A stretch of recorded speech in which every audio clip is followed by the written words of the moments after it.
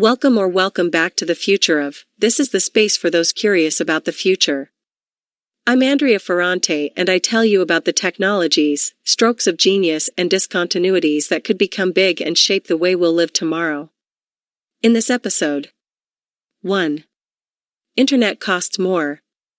Beyond Trump's statements and Obama's before him, the cost of the internet bill in the US has increased substantially. Now it's Biden's turn, let's see if he's stronger or the cable lobby. 2. Venus hell. Scientists have reached a level of technology where they are making silicon carbide-based instruments that could withstand the nearly 500 degrees boiling temperature on Venus. Ready for exploration? 3. Level 4 autonomous drones. Autonomous drones are also advancing. Let me tell you the story of a Philadelphia startup that has built an aircraft capable of a fully autonomous mission, and why this is a milestone. 4. False reviews. As is often the case, wrongdoing is discovered by accident, but this time with hundreds of thousands of sellers and users working together to offer their products 5-star reviews on Amazon, we're looking at something really big. 5. Hacking a Tesla.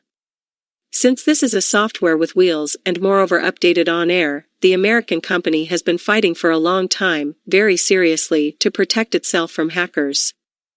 But in this story, hackers come from the sky, win hands down, but luckily they had no bad intentions. Are you ready? Then hold on tight, buckle up, ready to go. Silence, please.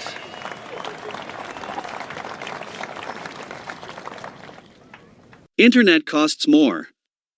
The average U.S. internet bill rose 19% during the first 3 years of the Trump administration, debunking former Federal Communications Commission Chairman Ajit Pai's claim that deregulation helped lower prices. That's according to a new report from the Free Press Group. For tens of millions of households, these increases have had a major impact, especially at a time like the pandemic, where the grid has proven to be an indispensable utility in the same way as water, electricity or gas. The 19% Trump-era increase, even when adjusted for inflation, brought the monthly cost from $39 in 2016 to $47 in 2019. Without the inflation adjustment, so at face value only, the increase would be as high as 27%. What emerges from the same report is also that the previous administration, that of Obama for instance, had done even worse. From 2013 to 2016, the price increase had been a remarkable 22%, bringing spending from $32 to $39 monthly. In the United States, when we talk about lobbying, here in Europe the first thing that comes to mind is probably the gun lobby, but there is also a cable lobby. There are different ways of measuring internet prices. Broadband lobby groups argue that prices are getting lower by pointing to a declining price per megabit, or by focusing price analysis on products with the most popular speed level. And this second metric is tremendous, because while the more affluent are buying higher performing services at substantially higher prices, the most struggling households are accessing lower quality services, with aggressive promotional entry prices that lower the average total cost, but are in fact only temporary. According to the Free Press report, what you need to remember is very simple. The actual price that customers pay each month, which is often inflated by hidden fees, equipment rental fees and data cap charges, is the most important metric to have for economic analysis and policy, and it's growing. However, there is also another macro phenomenon to consider.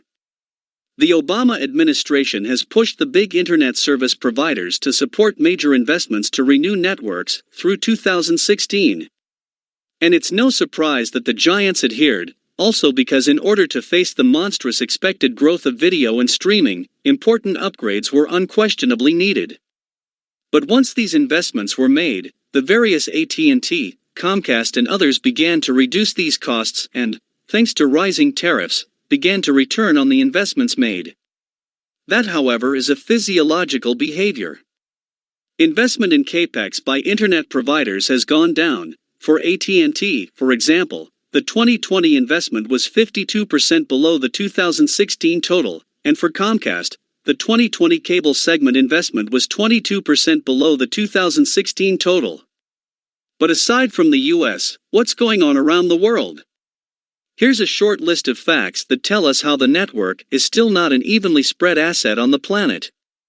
For the first time since the start of studies that conducts on a global scale the comparison site cable, the average price of a broadband package has not fallen in the last 12 months.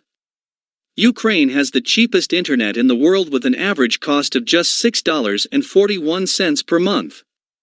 In contrast, Eritrea has the most expensive internet in the world with an average price of $2,666 per month.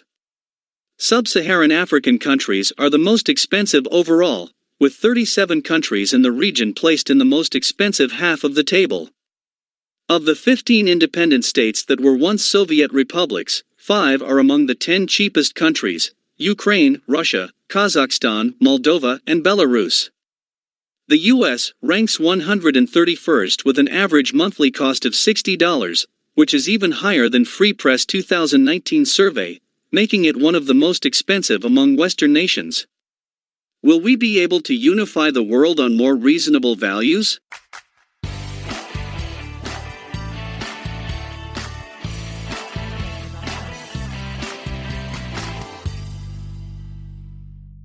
Venus from Hell.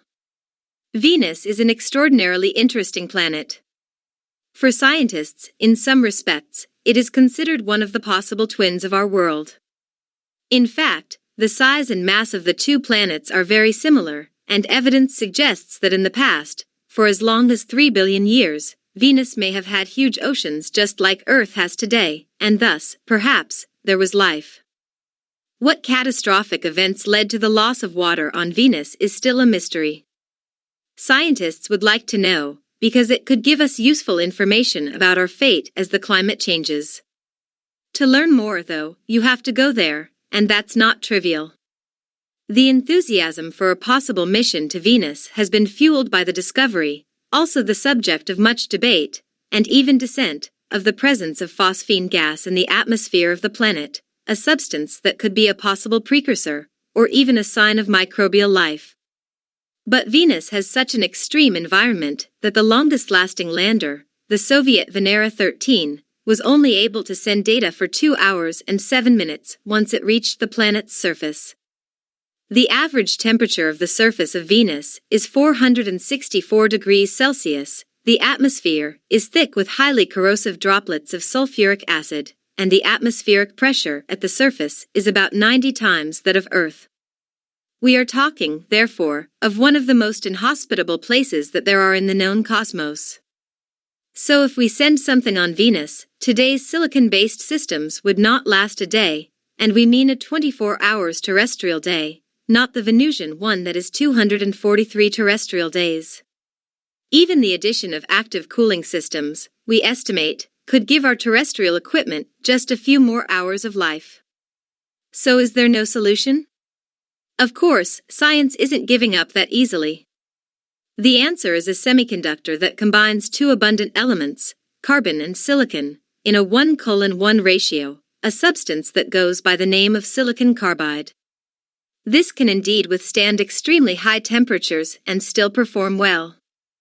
And to think that the first to start large-scale production of such material was Edward Goodrich Acheson back in 1895. The American chemist was trying to create artificial diamonds when his experiments produced crystals of silicon carbide. Today, that substance is already making its mark in power electronics for solar inverters, motor drive electronics for electric vehicles, and advanced smart grid switches. But why has it taken so long to spread? Because SiC crystals, its abbreviated name, are notoriously difficult to produce in a repeatable fashion. It wasn't until the late 1990s that engineers were able to make equipment capable of using the crystals to fabricate transistors. These initial silicon carbide wafers were only 30 millimeters in diameter, but the industry has slowly progressed to 50, 100, and now 200 millimeters wafers, making the devices more economical. Research and progress have steadily increased over the past 20 years to the point where SiC power semiconductor devices can now be purchased commercially. Now, with this scale of production, scientists at NASA's Glenn Research Center have been running some of these wafers, for more than a year at 500 degrees Celsius, demonstrating that they can withstand the heat for the duration of a lander mission. Creating circuits that can control a rover on the hellish landscape of Venus and send data from there to Earth will test this material to its limits. If it succeeds, we'll have a mobile outpost in one of the least hospitable places in the solar system. And perhaps some more information about our possible future. Thought the frontier was Mars? Venus is another beautiful challenge, hellish, hot, but extremely fascinating.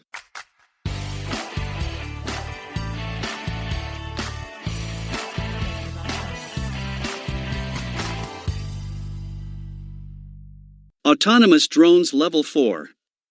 In the world of self-driving cars, as you know, there are coded levels that indicate the degree of autonomy of the vehicle, of independence from any human control. In the world of drones, the standards aren't as well defined, but this week the pioneers at ENG Technologies broke the barriers of what's possible with drones in dark, dusty, dangerous places where even GPS isn't available. At level 4A autonomy, ENG's drones are now able to freely explore complex spaces at speeds of 2 meters per second, while collecting data from the environment. ENG's LiDAR drones have been able to map and survey complex underground mines on their own, with no pilot in tow. Unlike previous industry standards of aerial autonomy that use waypoints and multiple flights to get adequate information, ENG's drones are now completely self-sufficient for limitless exploration. What does waypoint mean? The Level 3 aerial autonomy landscape is defined by point-to-point navigation, where an operator sets a sequence of places for a robot to visit, and the robot does its best to get there. The new technology overcomes this limitation, since in order to select the various points the operator has to know the environment very well, which is not always the case, and then all the points have to be really accessible to the drone, which is also not always possible. Here the software does it all by itself. Why is this a milestone? Because UAVs or unmanned aerial vehicles have a much more difficult task than their terrestrial counterparts. While roads provide machines with a somewhat structured environment, the complex three-dimensional spaces of the air require almost instantaneous responsiveness and three-axis path mapping. Drones also have limited payload capacities, which makes the challenge of equipping them with sensor suites and computing power directly on board more challenging. ENG says it has reached level 4A, a stage where precisely the drone becomes completely self-sufficient for open exploration and requires no human interaction during flight. Under ideal conditions, ENG's LiDAR drones can cover 16 million cubic meters in a single flight, a volumetric equivalent of nearly 9 soccer stadiums. To help better understand this feat, the company released a video showing its drone exploring a 3D volume of interest in an underground mine by itself. For those who like to go watch it, I'll leave you the link on the Future of's webpage. It lasts just 1 minute, but gives a very clear idea of how the system operates, even for a layman. Currently, ENG is marketing drones for industry-wide services with customers in mining, construction, and logistics, and its new Level 4 autonomous capabilities will be available in the coming months. But military applications could also become more prevalent. Obviously we like this one less, but it's clear that defense could be a major customer, with plenty of resources to spend on new technologies. And it doesn't end there anyway. The company is already working on reaching Level 4B autonomy with swarms, or collaborative multi-robot systems, where a multitude of vehicles work together. And we can bet that the American startup is in a hurry to realize its plans. ENG is led by a team of experts in autonomous systems, robotics and industrial engineering, and is a spin-out of the University of Pennsylvania's world-renowned GRASP laboratory.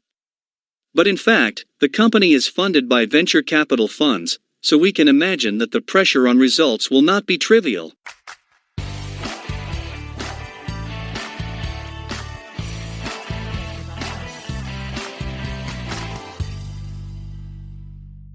Fake reviews. The cancer of fake reviews of products, restaurants, books, podcasts, and every conceivable physical or digital object and service is enriched with a new and rather disturbing chapter. A technologically illiterate scammer, if we can call him that, has accidentally exposed more than 13 million data records contained in an accidentally open database, related to a large-scale fake review scam involving both sellers and Amazon users. It's hard to say whether it's more illegal or more unethical, but it's certainly huge. The data, which amounts to 7 gigabytes and relates to more than 200,000 individuals, was discovered by researchers working on behalf of antivirus specialist Safety Detectives, who found the server on March 1, 2021 and monitored it for several days. The unsecured server appears to be physically located in China, but the data refers to individuals in both Europe and the United States. No one has been able to trace the owners or organizers of the activities, so I urge you not to make any easy insinuations about who is the culprit and why, but for sure the mechanism was very well organized. The process of procuring fake Amazon reviews that was exposed in the leak works as follows. Sellers send people who are willing to leave fake reviews a list of products for which they would like a 5-star review on Amazon. These people then buy the products and leave the review, at which point they send a message to the seller containing a link to their Amazon profile and, critical to the scam, their PayPal details for a refund. They effectively leave the positive review, get their money back, and get to keep the product they bought. Being triggered by the refund process makes the review appear legitimate and avoids attracting the attention of Amazon's moderators. Translated, Amazon appears to be the scammer, though then it's obvious that improved reviews lead to more product sales, which benefits everyone, both independent sellers and Amazon itself. The data exposed during the error included contact details of sellers, email addresses, and phone numbers linked to WhatsApp and Telegram accounts used to communicate with reviewers. In contrast, the data about the fraudulent reviewers involved more elements of personally identifiable information, including 75,000 links to their Amazon accounts and profiles, PayPal account details, more than 230,000 Gmail addresses, and usernames, many of which contained real names. So now what can happen? The sellers involved can be sanctioned in a number of ways, usually by shutting down their Amazon accounts permanently, or withholding their pending earnings which Amazon may decide not to pay. The reviews themselves will be removed from any product page that contains them, and that product cannot receive reviews or ratings in the future. Of course, nothing prohibits Bezos giant from suing or exposing the names of the incorrect and unfaithful sellers to the public, which would still perhaps be one of the worst punishments, at least in the short term. Something, however, is at risk for individuals as well. The individual reviewers involved can also be prosecuted. In the U.S., fines can be as high as $10,000, and in rare cases, prison sentences also apply. Although where the reviewer can provide evidence that he or she has been deceived, the penalties can be lighter. And that is partly applicable to this case. People who are a bit easygoing or struggling may have been targeted by sellers with the offer of free products in exchange for a review. Sellers use professional language to present the offer as legitimate business, using phrases like testing and free product trials when messaging potential reviewers. And that partly exonerates them, since proving their intent to scam the system isn't super easy. Certainly, finally, the owner of the server in question also risks a lot, since the activity and management not only operate in fraud of trade, but also in defiance of any data privacy regulation. In any case, those who are left with nothing are us consumers, who from now on I hope will look at Amazon reviews with a critical eye and greater disenchantment. Let's not forget that the power of the crowd works both for good and bad.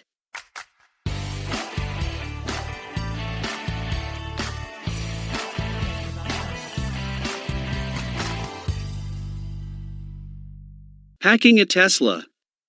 While it's true that a Tesla is software with wheels, rather than a car with software, the topic of hacking it should be taken seriously.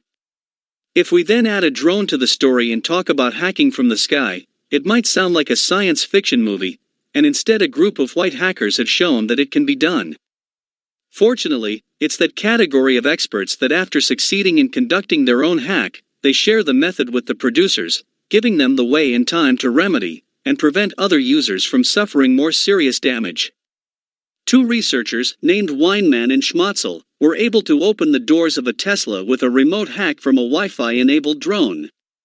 The bugs were patched in October of last year, so the hack should no longer be possible today, at least according to the researchers.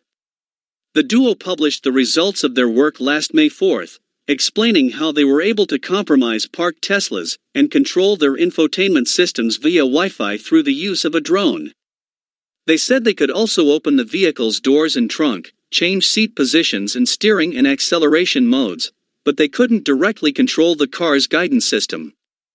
Essentially, they were able to press all the same buttons that the driver has available, but they couldn't get the vehicle into drive mode. This of course partially consoles us, at least while we wait for someone more equipped to succeed in this further magic. After all, it was Elon Musk himself back in 2017 who said that if someone was able to hack Tesla's entire fleet and give the cars the command to go to the same place, it would be more or less the end for the car company. What's fascinating about this story is that everything could be done remotely, which is why Weinmann and Schmatzel used a drone to remotely access the Teslas. The duo didn't even have to see the vehicles to hack them, much less be near them. It's every thief's dream to steal something remotely that comes to you on its own 2 feet, or as in this case, on its own wheels. To be fair, it's not unusual for people to find vulnerabilities in systems, especially when they're new or have recently seen software updates. Last year, someone managed to break into their car using a simple laptop. Tesla has always prided itself on its so-called over-the-air updates, where new code is automatically sent to vehicles to fix bugs and add features. But a researcher, no more than 6 months ago, showed how vulnerabilities in the Tesla Model X's keyless entry system allow for a different kind of update. He rewrote the firmware of one of the keys via Bluetooth connection, and by replacing the unlock code, he showed how easy it is to use the trick to steal a Model X in minutes. From the couch at home, of course. Companies releasing new software and products welcome this information. A number of bug bounty programs, which we might translate to vulnerability hunting, have sprung up precisely to encourage hackers and tech enthusiasts to try to break into or discover vulnerabilities in systems by offering them money in exchange for their information. In Tesla's case, the company even offered one of its Model 3s in 2019 to anyone who managed to hack the car. Other good examples of bounty programs were Sony offering prizes of $50,000 or more to anyone who could find bugs in its new PS4, and Apple offering millions in 2019 for anyone who could find vulnerabilities in its new systems. So this is nothing new, although objectively doing it from a drone seemed like a new frontier.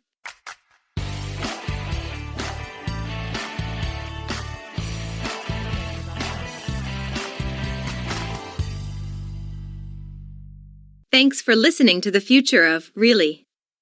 You could have listened to the radio, you could have spun a vinyl, you could have put on a cassette, you could have used a stereo 8 to know what it was, but instead you preferred the future of. That's what I thank you for, and you still have hundreds of episodes left to discover. Sentence of the week. Thinking about the blizzard that has been brewing in the last few days about the liberalization of anti-COVID patents, I was reminded of a famous quote by Plato who wrote, "If we want to have any hope for the future, those who have lanterns must pass them on to others."